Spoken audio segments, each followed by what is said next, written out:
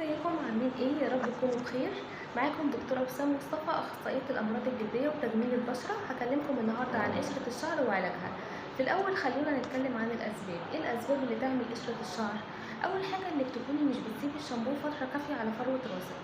المفروض انك بتسيبيه 5 دقايق على فروه الراس، وبنعمل تدليك خفيف وانت بتغسلي شعرك عشان ننضف فروه الراس من اي زيوت موجوده فيها.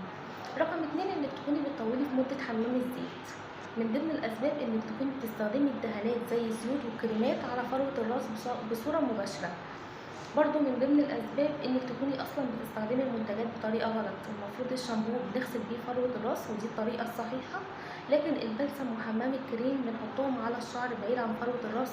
طبعا سواء بلسم أو حمام كريم أو سيرم أو أي حاجة تانية دهانات للشعر، بنبعد تماما عن فروة الراس وبحطها على الشعر نفسه. من ضمن الأسباب إن تكون القشرة اللي عندك قشرة مرضية، وهنا لازم ترجعي لدكتور الجلدية. طيب نعالجها ازاي؟ نعالجها بإننا بنستخدم شامبو للقشرة بصورة منتظمة مرتين في الأسبوع.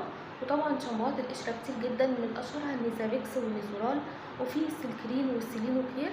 المهم إنك تستخدميها بطريقة صحيحة زي ما قلتلك. بنسيبها 5 دقايق على فروة الراس وبنعمل تدليك خفيف عشان ننضف فروة الراس من أي زيوت. وطبعا الكلام ده على الأقل مرتين في الأسبوع. خلي بالك انك لازم تغيري شامبو القشره بعد ما تخلصيه، يعني ما تفضليش ثابته على نوع معين.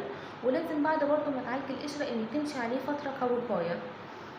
وطبعا لازم نتجنب الاسباب اللي انا قلت عليها في الاول علشان تحمي شعرك من ظهور القشره. وما ننسيش ان القشره دايما بتكون سبب من اسباب تساقط الشعر.